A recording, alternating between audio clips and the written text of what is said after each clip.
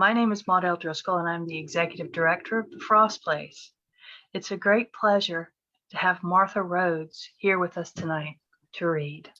Martha Rhodes is the author of 5 poetry collections, most recently The Thin Wall from University of Pittsburgh Press. She's a member of the faculty of the MFA program for writers at Warren Wilson College. She is the publisher of 4-Way Books in New York City. Please help me welcome Martha.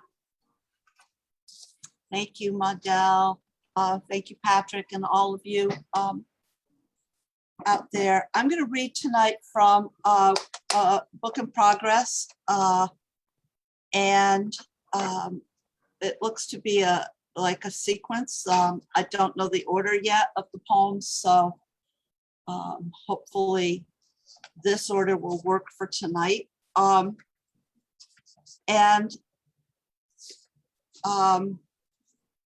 Sorry, I'm stumbling a little bit. I've got a working title for it that's actually, I like to call it my non-working title for the book, which is The Banished Ones. And I don't tend to read, to speak between, so just bear with me on that too. Okay.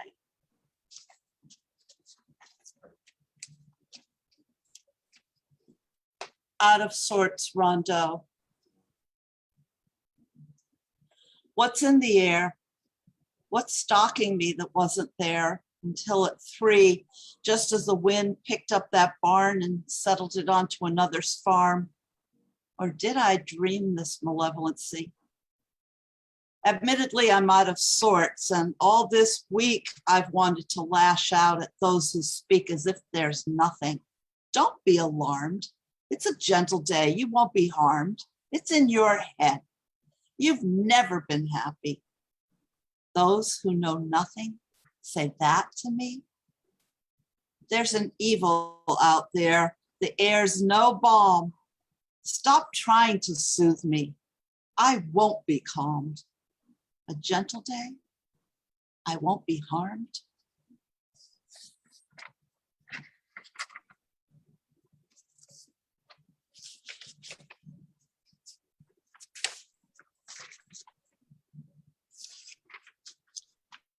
Seen through glass, the eyelash magnified, also sperm, swimming like all of us, I thought nowhere, hamsters on a wheel, husband's seed speeding away from me. I saw the barrenness of my future when at that time, even the word my, coupled with daughter, son, house, plate, headache, my, over and over again, was plunged scalpel sharp into the heart by well-intentioned friends, as in, my Ben turns 10 today, sending me to the inner skull's roof, a cliff to leap from. Yes, until I suppose after decades, I just became deafened to and by the word. And when I look at the world through the glass of the microscope on the beloved one's desk, curious desk, to discover what the dampness of a paper towel reveals, the mind is flat as a jellyfish fried on Miami Beach sand. I was once there with parents in the 60s, rich enough for the fountain blow, its Shirley Temples and umbrellaed virgin drinks, all for me. And that wondrously glorious pool, empty at noon, save for father, who we all watched through the surprising glass wall at our first buffet there, along with other guests pointing, laughing, then ready to harpoon him as he, oblivious, pulled off his trunks and performed that underwater dance. A few teens jumped in, saw, and raced away from the excited, milky water. I'm imagining that detail. What brings me to the microscope today? Certainly not sperm. Peanut butter smeared, just peanut butter. Drop of diseased blood, white cells unreadable to me. A dead cat's whisker retrieved from safekeeping. Dull, perhaps. I never see anything more than what's evident.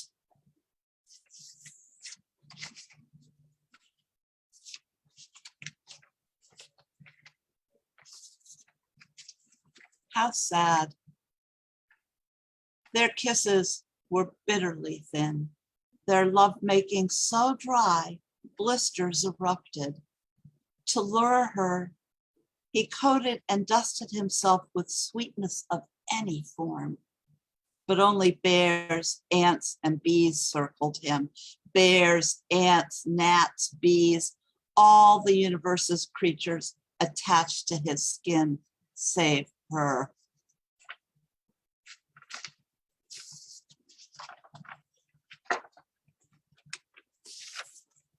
Neighborly. We invited them over from their fields to ours, to join us naked and playful, to give them hope, to watch us joyfully trample our own lands and witness the greening anew tonight. Our fields paid for, no mortgages, to join us in and outside of our tents of celebration and share our jungles and waterfalls. But when we woke, nothing, even the tents while we slumbered gone, our dogs, our shoes.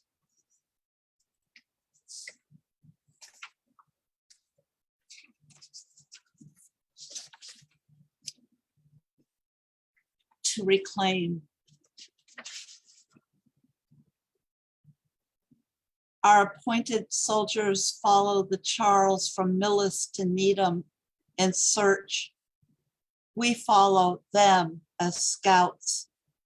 Our dogs strewn on the wayside, shot and gutted. A scarf some recognize as their own. No other clues. I wish to go away from life today. Join the dogs rotting. Everything hurtling sideways away from and at me. One of us ahead yells, "Look!" and I peer into a ditch. Minutest leavings of stars still fuming, skittering.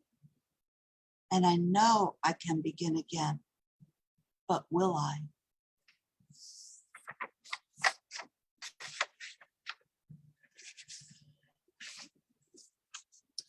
Banishment. From the house, barely, nakedly, burningly driven into pasture beyond.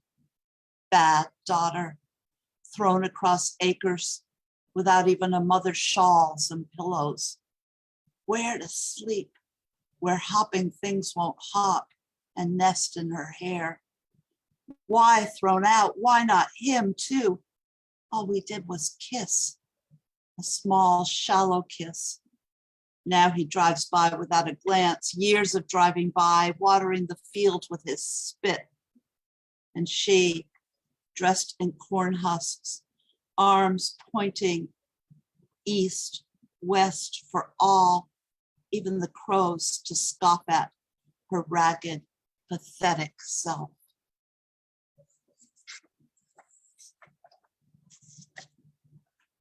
Scorned.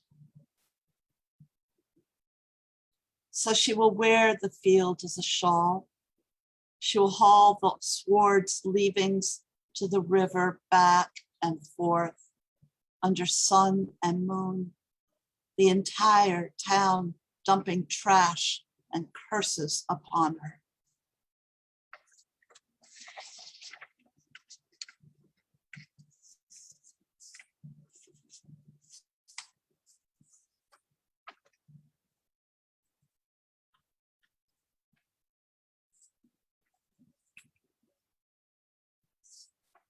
Unsoft.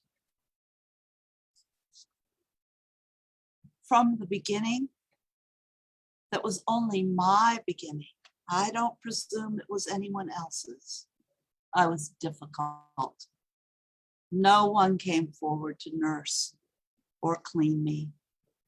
Ashamed to look away, they could not look at, for I was, if not horned and befouled, repugnant, reminding them of the ever-suppressed collective nightmare.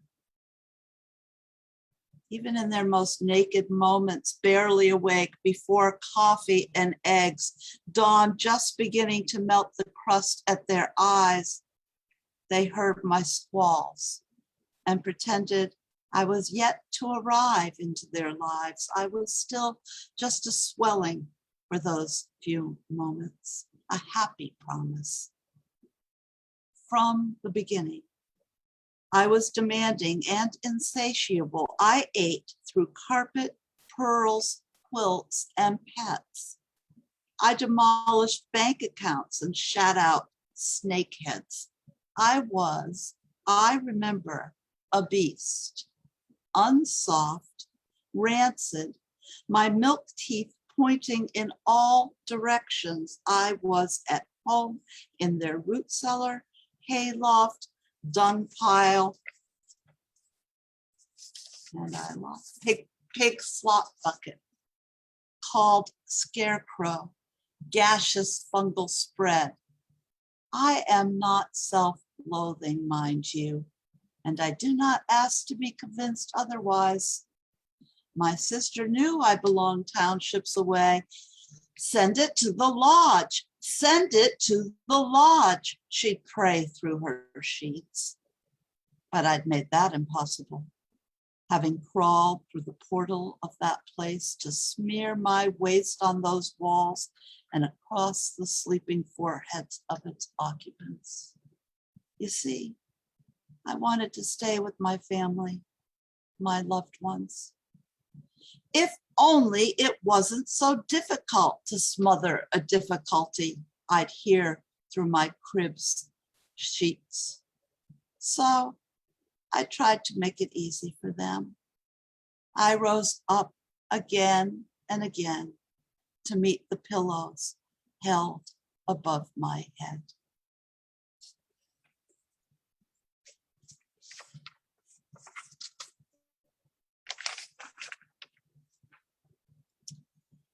Inconsolable. Oh, my mother, I hear your dinner bell. I collapse at your door, hungry, alone, locked out and breathless from the relentless pressure of these parentheses.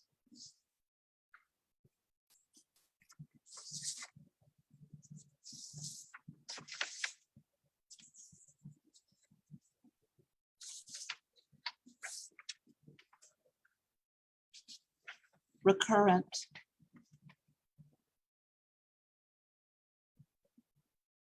I was aware of the cave's airiness, bats beating the currents hot, the tide pushed up against us, fish bombarded my knees and thighs, no shelf for me to lift up to, every kind of fish imaginable. You know my aversion to them. Worse, my terror, the shiny, wet, scaly, eye-popping, mouth-opened, leaping out of the water at me fish. And the deepening brine absolutely teemed with them, their sharp teeth glaring. I counted every one with my eyes closed. I told myself, they are only an inch long.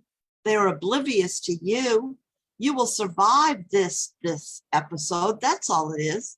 The others are not afraid, so why are you? They're even enjoying the swim. Think, why are you afraid? What sludgy hideousness happened to you to make you this afraid? Oh, it doesn't matter. Swim, grow up. But then frogs entered the pool, and the water boiled thick with them. 50 exactly landed on my head all at once.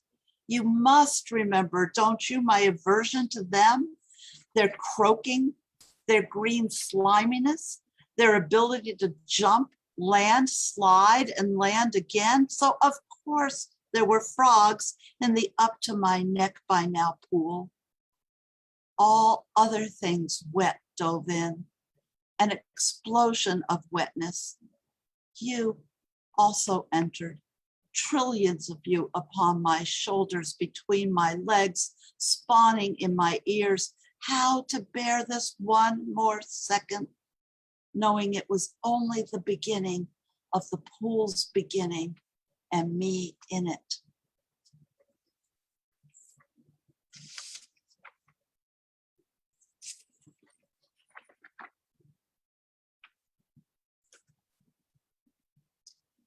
Embraced. I have visited an ancient redwood and heard it creak as I've rested my cheek and ear against its trunk. It has received my deepest sobs and my hundreds of fingerings along its soft bark. Leaning into it, I have whispered to my most darling ones, Mother, Lucy, my multicolored cats, as if they've coursed through the tree's vascular system to form an inner pool, their happy noise so audible. I've stopped at the tree for hours over years in the shadow of Mount Tam, and I have napped at tree's base, inebriated by the moldy brew of its memories, boiled up to commingle with the mist of my breathings of nose, mouth, and cells, so that I must slow, resist pushing past, to recall the circlings of creatures before me, as well as my own over years. I always like to pretend the tree has fashioned a thick, fresh bed of fallen needles, especially for me. Today, as I walk the loop around Bontempe Lake, I hear the loud and familiar hello from the tree, the creek long, bent like and old. I know the tree has ushered me back to remind me that it has, in particular, missed me. The tree wants to know where I've been these past 11 years and where I wish to go and where I think I will go. Thank you. Thank you so much. That's it for now.